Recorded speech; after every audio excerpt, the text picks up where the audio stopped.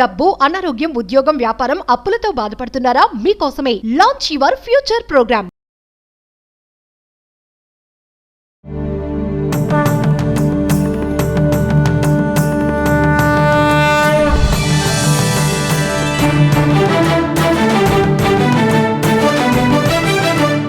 ఇక్కడ మట్టి వినాయకుల్ని ఎలా తయారు చేస్తారు, ముడి సరుకులు ఏంటి, మరి ఈ అచ్చులు ఇవన్నీ కూడా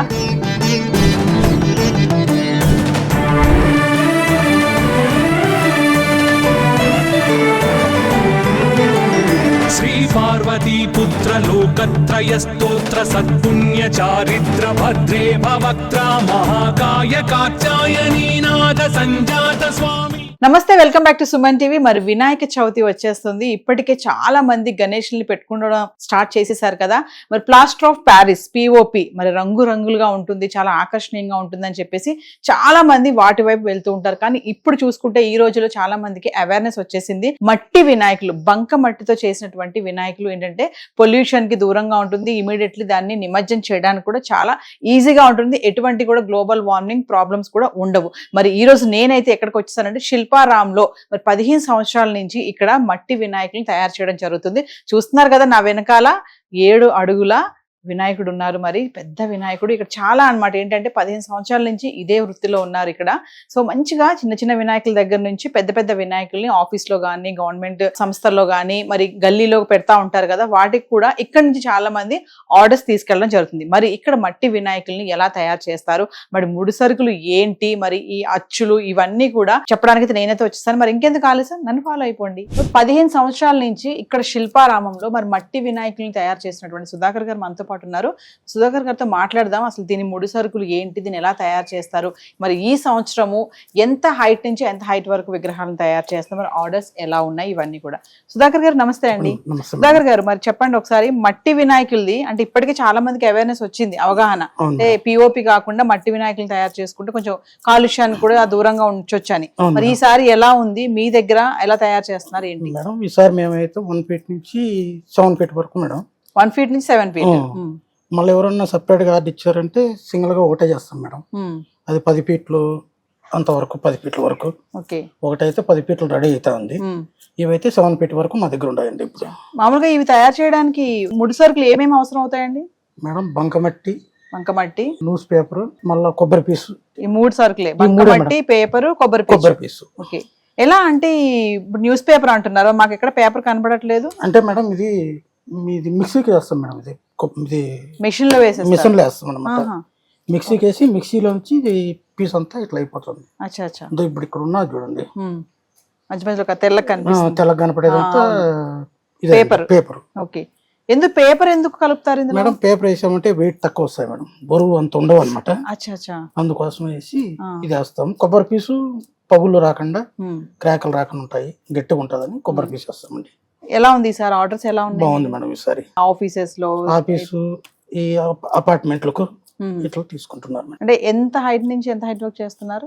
ఇప్పుడైతే మేడం 1 ఫీట్ నుంచి 7 ఫీట్ వరకు ఉన్నాయి మేడం. ఇక్కడ 1 ఫీట్ నుంచి 7 ఫీట్ వరకు. 7 ఫీట్ వరకు. అంటే ఎప్పటి వరకు ఆర్డర్స్ ఇస్తారు మీరు? ఎప్పటి వరకు అందుబాటులో ఉంటాయి మీ దగ్గర? ఇంకా మేడం మా దగ్గర అంటే ఇప్పుడు పండగ ఇంక 2 రోజులు ఉండదని కూడా వస్తారు మేడం. అప్పుడు ఉండే ఉంటే తీసుకొని పోతారు. ఓకే. ఈ పని మామూలుగా వినాయక చవితి వస్తుంది అంటే ఎప్పటి నుంచి మొదలు పెడతారు చేయడం? పండుగ వస్తుందంటే ఒక 2 నెలల ముందు చేస్తాం మేడం. 2 నెలల నుంచి స్టార్ట్ చేసేస్తారు. ఓకే. మరి మిగిలిపోతే విగ్రహాలు ఏం చేస్తారు? ఒక అమ్మలు అవ్వకుండా మిగిలిపోయాయి అనుకోండి, అవి ఇవి మిగిలిపోతే మేడం ఈ మట్టి వచ్చేసి మళ్ళా ఈ కుండలు తయారు చేస్తాం మేడం. ఆ మట్టిని మళ్ళీ కరగబెట్టేసి మొక్కల కుండీలు, ఈ ఫ్లవర్ రోజులో అవి తయారు చేసుకుంటాం మేడం. ఓకే. అయితే సుధాకర్ ఒక విషయం చెప్పండి, మామూలుగా బయట చూస్తే ఈ వినాయక చవితి అనగానే చాలా మందికి రంగురంగులుగా ఉండాలి, పిఓపి ప్లాస్టర్ ఆఫ్ ప్యారిస్ ఉంటాయి కదా, ఆ విగ్రహాలు వాడాలన్నది ఎక్కువ ఉంది కదా, మోజు ఉంటది బాగా.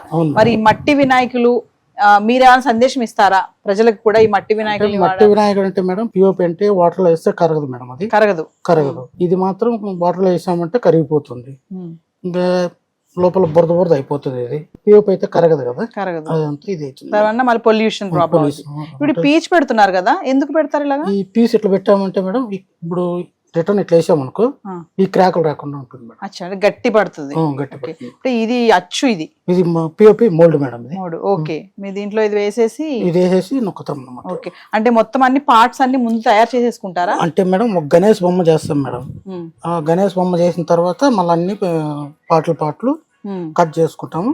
ఓకే, అప్పుడు డై చేసుకుంటూ వస్తాం అనమాట. అంటే కట్ చేసి పెట్టుకుని వాటి మళ్ళీ అతికిస్తాం. ఓకే, అన్ని అంటే ఒక బొమ్మ తయారు చేయడానికి ఎంత టైం పడుతుందండి మేడం? ఒక్క బొమ్మ ఇది 7 feet అయితే మేడం దగ్గర వారం రోజులు వస్తుంది మేడం. వారం రోజులు. ఇంకా 4 feet అయితే ఒక 3 రోజులు 4 రోజులు. అంటే ఇప్పుడు ఎండ ఉంటే ఎక్కువ ఒక 3 రోజులు అయిపోతుంది. ఎండ ఇట్లా వర్షాకాలం అయితే మాత్రం కొంచెం లేట్ అవుతుంది మేడం. 4 రోజులు అవుతుంది, 5 రోజులు అవుతుంది. ఓకే,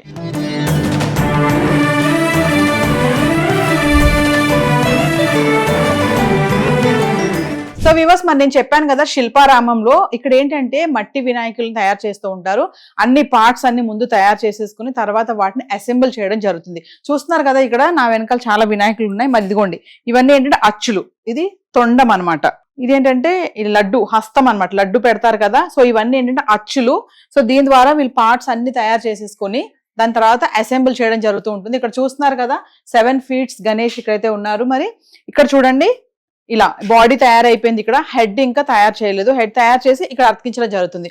అలానే చూసుకుంటే మరి ఇక్కడ ఇంకొక వినాయకుడు ఉన్నారు. ఇక్కడ చూడండి, మరి తొండం ఇంకా అవ్వలేదు. తొండం తయారు చేసి తొండం పెట్టడం జరుగుతుంది. మొత్తం ఏంటంటే పార్ట్స్ గా మొత్తం తయారు చేసేసి వీటిని ఒక దగ్గర అసెంబుల్ చేసుకుంటూ తర్వాత వీటికి మళ్ళీ పెయింటింగ్ వేయడం కానీ ఇవన్నీ కూడా డెకరేషన్ చేయడం కూడా ఉంటుంది కదా. ఇదంతా కూడా చేయడం జరుగుతుంది. ఇవన్నీ కూడా ఏంటంటే 7 ఇంచులు 5 ఇంచులు 4 ఇంచులు 2 ఇంచుల వరకు కూడా వినాయకులు ఇక్కడ తయారు చేయడం జరుగుతుంది. చాలా మంది ఏంటంటే ఆర్డర్స్ ఇక్కడ నుంచి తీసుకెళ్తా ఉంటారు. నేను చెప్పినట్టుగానే కార్పొరేట్ ఆఫీసెస్ లో కానీ గవర్నమెంట్ ఆఫీసెస్ లో కానీ ఇంకా గల్లీలో కూడా కొంచెం పెద్ద వినాయకులు పెడతా ఉంటారు కదా. ఎక్కడన్నా చూడండి పిఓపి అంటే ప్లాస్టర్ ఆఫ్ ప్యారిస్ విగ్రహాలు ఏంటంటే కొంచెం మెల్ట్ అవ్వడానికి టైం పడుతుంది. అవి కరగవు కూడా. దానివల్ల ఏంటంటే పొల్యూషన్ ప్రాబ్లమ్స్ వస్తూ ఉంటాయి. సో చెరువులు కానీ కుంటలు కానీ ఇలాంటి వల్ల సమస్యలు వస్తూ ఉంటాయి. సో ఎప్పుడైతే మనం ఈ బంకమట్టితో తయారు చేసినటువంటి విగ్రహాలను అయితే వాడుతూ ఉంటామో ఇది కరగడానికి ఏ మాత్రం టైం తీసుకోదు. ఇమీడియట్లీ వాటర్ లో మెల్ట్ అవ్వడం కూడా జరుగుతూ ఉంటుంది. మనము సుధాకర్ గారితో మాట్లాడడం కూడా జరిగింది కదా. ఇన్ కేస్ ఇవి కనుక మిగిలిపోయే విగ్రహాలు అంటే మరి ఏం చేస్తాను అడిగినప్పుడు ఆయన ఒక మాట చెప్పారు. మిగిలిపోతే వాటిని మేము మళ్ళీ కరిగించేసి వేరే వాటికి వాడడం కూడా జరుగుతుంది. ఏంటంటే ఈ బంకమట్టి ద్వారా మనకు ఉపయోగం ఏంటంటే తొందరగా వాటర్ లో ఇది మెల్ట్ అయిపోతుంది. సో రంగురంగులుగా కలర్ఫుల్ గా ఉన్నాయని చెప్పేసి ఆకర్షణీయంగా ఉన్నాయని చెప్పేసి వెళ్ళడం కాకుండా అంటే అవేర్నెస్ ఇలాంటి వాటిని మనం ప్రోత్సహిస్తే ఏమవుతుందంటే మనకి పొల్యూషన్ ప్రాబ్లం కూడా ఉండదు. ఈజీగా కూడా ఇది మెల్ట్ అవుతుంది. ఇక్కడ చూడండి రకరకాల డిఫరెంట్ డిజైన్స్ అని చెప్పాను కదా. మరి ఇక్కడ చూడండి, మరి మంచిగా పాము పడగ కింద గణేశుడు ఉన్నారు. ఇక్కడ ఇంకొక విగ్రహం చూడొచ్చు, మంచిగా తొండం ఉంది, అలా ఉంది. ఇక్కడ ఇంకొక విగ్రహం చూడొచ్చు. ఇక్కడ చూడండి బంకమట్టితోటే విగ్రహమే కాదు దీని కిరీటం కానీ మరి జ్యువెలరీ కానీ ఇదంతా కూడా మట్టితోటే చేశారండి. మొత్తం మట్టి. ఇక్కడ ఎక్కడంటే మళ్ళీ మెటీరియల్ కానీ వేరే వాటిని ఆర్నమెంట్స్ పరంగా వేరే వేయడం ఇట్లా ఏమీ లేదు. మొత్తం నెక్లెస్ కానీ హారం కానీ చేతికి కంకణాలు కానీ కిరీటం కానీ మరి త్రిశూలం కానీ హ్యాండ్ చూడండి ఇవన్నీ కూడా టోటల్ బంకమట్టితోటే. ఫైనల్ గా వీటికి ఏంటంటే చక్కగా రంగులు దిద్దుతారు.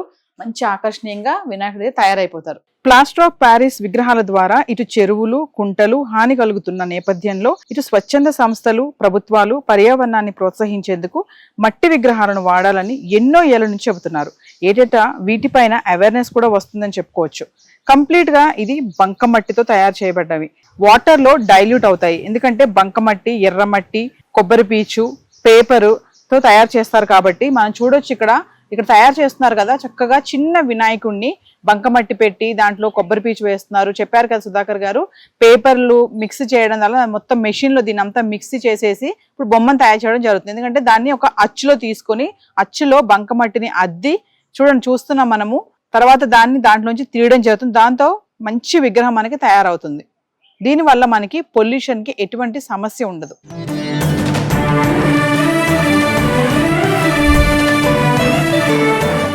సో వ్యూవర్స్ మరి చూస్తున్నారు కదా, చూడండి ఇక్కడ వినాయకుడు మొత్తం తయారైపోయారు. నేను చెప్పాను కదా స్టార్టింగ్ లో మరి కిరీటం కానీ జ్యువెలరీ కానీ లడ్డు కానీ మరి చేతికున్న కడియాలు కానీ ఇవన్నీ కూడా మొత్తం బంకమట్టితో చేశారండి. ఎక్కడ కూడా వేరే ఎటువంటి ఆర్నమెంట్స్ ఉపయోగించలేదు. టోటల్ గా చూడండి కాళ్ళ వరకు ఉన్నటువంటి ఆ పీఠం కానీ ఇది చూడండి గోల్డ్ కలర్, ఇదంతా ఏంటంటే కలర్ వేశారు. ఇదంతా మట్టే. ఇది కానీ ఇయర్స్ కానీ కిరీటం చూడండి ఎంత బాగుందో. అంటే మనం చూడడానికి ఇది ఎలా ఉందంటే కిరీటం తీసుకొచ్చి పెట్టారనుకుంటారేమో, కాదు. ఇదంతా కూడా మట్టితో తయారు చేసింది. ఎందుకంటే ఈజీగా కూడా ఇది వాటర్ లో పెట్టగానే తొందరగా కూడా అదంతా కూడా కరిగిపోతుంది అనమాట. ఎక్కడ మనకి పొల్యూషన్ కి ఎటువంటి ప్రాబ్లం ఉండదు, కరగదు అనుకోవడానికి లేదు. చూడండి కిరీటం చూడండి, మా చేతిలో ఇది చూడండి, మరి కడియాలు, లడ్డు, ఇది కూడా బంకమట్టే, మొత్తం కంప్లీట్ గా బంకమట్టి. మనకి వినాయక చవితి పూజ అయిపోయాక తర్వాత దీన్ని తీసుకెళ్లి డైరెక్ట్ గా ఇలా వాటర్ లో పెడితే చక్కగా అనమాట మొత్తం కరిగిపోతుంది. ఎక్కడ మనకి ఏది కూడా వేస్టేజ్ అనేది ఏది ఉండదు. సో మనము ఇలాంటి మట్టి వినాయకుల్ని ఎప్పుడైతే మనం ప్రోత్సహిస్తామో మనకి పొల్యూషన్ కానీ, చెరువులు కానీ, కుంటలు కానీ నిండిపోవడము, అవి కరిగిపోకుండా దానివల్ల మళ్ళీ వేరే వేరే సమస్యలు రావడం, ఇలాంటి మనం చాలానే చూసాం కదా.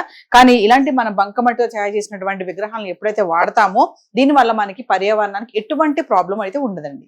మరి ఇంకెందుకు ఆలస్యం, మరి మట్టి వినాయకుల్ని మీ ఇంటికి తీసుకెళ్లి ఘనంగా పూజలు చేసుకోండి. మరొక ఇంట్రెస్టింగ్ ఐటమ్ తో మళ్ళీ మీ ముందుంటాను. This is Naveena, video journalist, ప్రేమలతో.